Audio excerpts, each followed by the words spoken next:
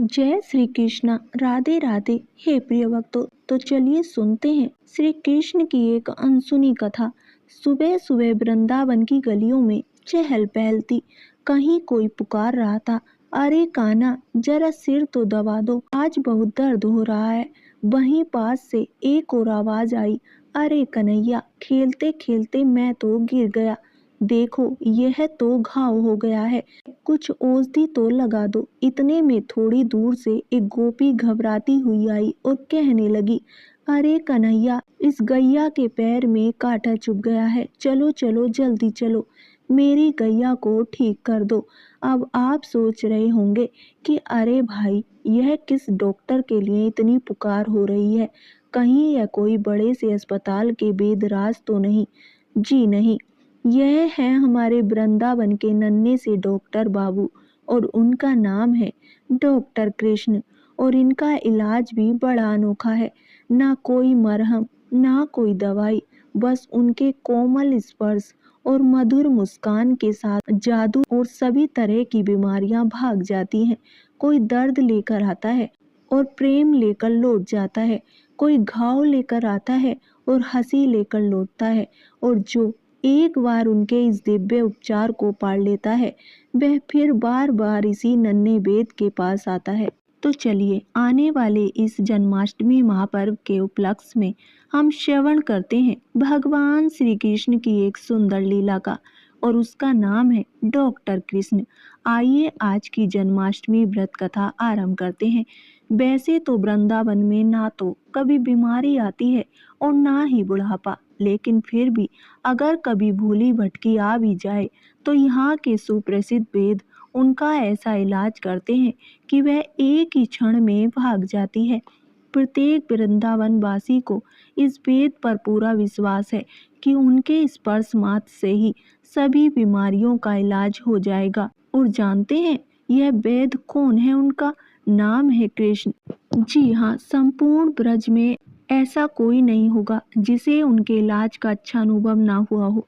कई बार तो लोग सिर्फ उनका स्पर्श पाने के लिए भी बीमारी आने की प्रार्थना करते हैं, ताकि इसी बहाने उन्हें नन्हे से कृष्ण का स्पर्श जो मिलेगा।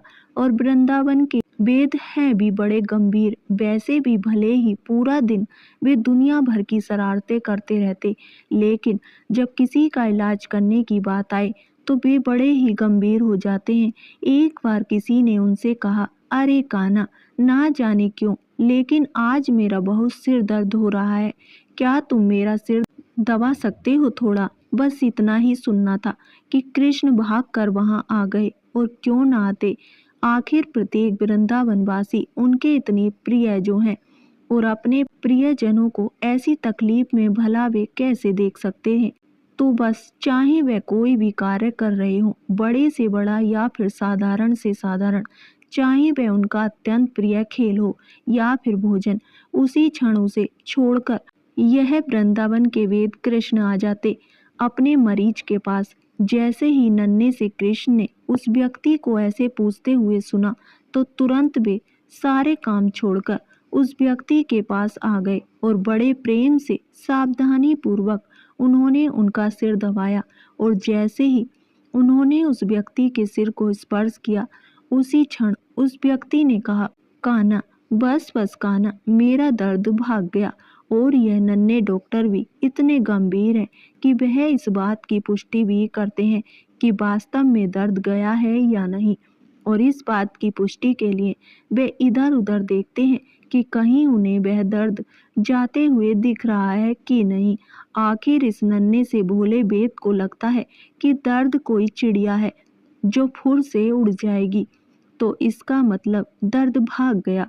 अब देखिए, जब कृष्ण अपने ग्वाल सखाओं के साथ जंगल में खेलने के लिए जाते हैं तो खेल खेल में कई बार कुछ बच्चों को थोड़े बहुत कांटे चुभ जाते हैं, घाव लग जाते हैं, खरोंचे आ जाती हैं, तो इन सब के ऊपर कृष्ण की नजर रहती है, चाहे वह उस बालक को पता हो या ना हो।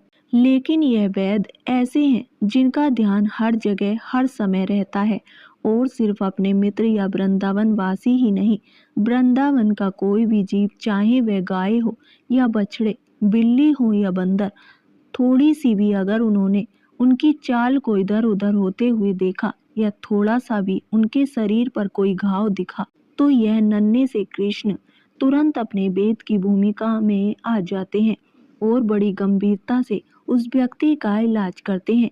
अब एक दिन ऐसा ही कुछ हुआ था ऋषभ के साथ। अच्छा, आप नहीं जानते कि ऋषभ कौन है?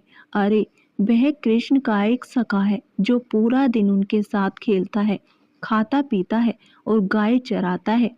तो एक दिन क्या हुआ कि सभी ग्वाल वाल के साथ कृष्ण भी खेल रहे थे और झाड़ियों के पीछे छिपने के चक्कर में ऋषभ के हाथ में थोड़ी सी खरोच आ गई। हालांकि वह अत्यंत सामान्य खरोच थी जो कि दिख भी नहीं रही थी, लेकिन अब इस वेद कृष्ण को कौन समझाए। वह तो तुरंत अपने रोगी को पकड़कर बैठ गए। ऋषभ ने कई बार कृष्ण को बोला, अरे कान्हा, मुझे कुछ नहीं हुआ है, मैं बिल्कुल ठीक हूँ, मुझे तनिक भी पीड़ा नहीं हो रही है, मुझे खेलने जाना है, मुझे जाने दो। लेकिन नहीं, यह तो डॉक्टर कृष्ण है। उन्होंने ऋषभ से कहा, अरे नहीं नहीं मित्र, तुम्हें नहीं पता, यह घाव दिखने में छोटे लगते हैं, लेकिन अगर तुरंत उन्हें ठीक ना किया जाए तो उन्हें बड़ा होने में समय नहीं लगती। इसलिए चुपचाप यहाँ बैठो और मुझसे इलाज करवाओ। लेकिन ऋषभ को तो हंसी आ रही थी, उसे तो खेलने जाना था और यह डॉक्टर उसका हाथ पकड़कर बैठ गए थे। लेकिन अगर वह ज्यादा हंसता तो कृष्ण को बुरा लग जाता, इसलिए वह चुपचाप बैठ गया। कृष्ण ने सबसे पहले ऋषभ के हाथ को पकड़ा और उस खरोच की जगह पर हल्के हल्के से फूंक मारी।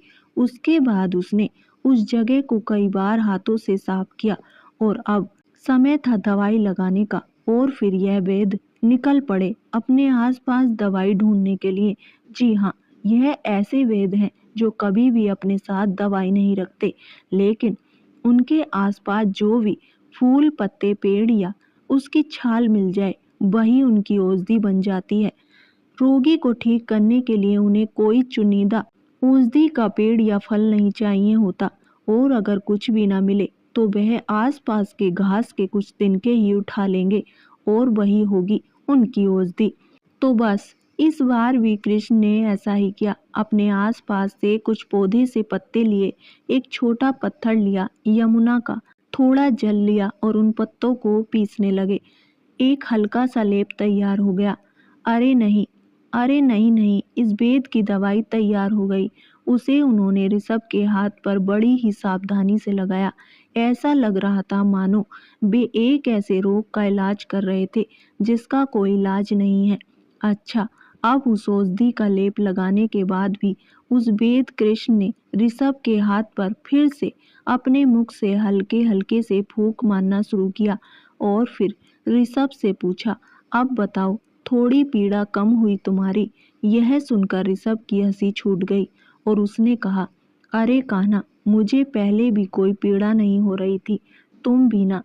लेकिन नहीं, यह तो हमारे बड़े गंभीर वेद हैं। उन्होंने ऋषभ की बात को अनसुना कर दिया और फिर से उस पर फूंक मारने लगे।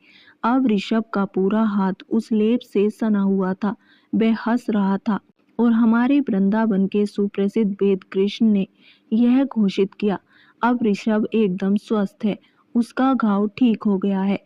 और सभी बच्चे तालियां बजाकर वृंदावन के वेद की भूरी भूरी प्रशंसा करने लगे और यह नन्हे से वेद अपने मुख पर संतुष्टि की मुस्कान लेकर चल पड़े घर की ओर। आखिर उन्होंने अपने मित्र को ठीक जो कर दिया था। अब देखिए, अगर ऐसे डॉक्टर किसी को मिले जो कि अपने रोगी का इतना गंभीरता पूर्वक सावधानी पूर्वक ध्यान रखे और इतना प्रेम से इलाज करे फिर तो उस रोगी की बीमारी वैसे ही भाग जाएगी, है ना? और ऐसे डॉक्टर से इलाज करवाना कौन नहीं चाहेगा, बताइए। तो आज की कृष्ण कथा बस इतनी ही। जन्माष्टमी आ रही है तो डॉक्टर कृष्ण से आपकी अपॉइंटमेंट भी फिक्स कर लीजिए, क्योंकि उनके पास हमारे हर रोग का भी सरल इलाज है। अरे सिर्फ उनका नाम लेने से ही हमारी जन्म मृत्यु की बीमारी ठीक हो जाएगी, ऐसा हमारे शास्त्र और आचार्य बताते हैं। और हमें विश्वास है कि नन्हे से कन्हैया की यह सुंदर लीला भी आपने पहले कभी नहीं सुनी होगी। तो चलिए जल्दी से इसे अपने मित्रों को शेयर कर दीजिए और आने वाले समय में ऐसी ही मधुर कथाओं को सुनने के लिए आपके अपने इस चैनल को सब्सक्राइब कर लीजिए और हम आपसे मिलेंगे बहुत जल्द एक और सुंदर कृष्ण कथा के साथ। जल्दी से डॉक्टर कृष्ण के साथ अपनी अपॉइंटमेंट बुक करा लीजिए, कहीं ऐसा ना हो देर हो जाए। हरे कृष्ण।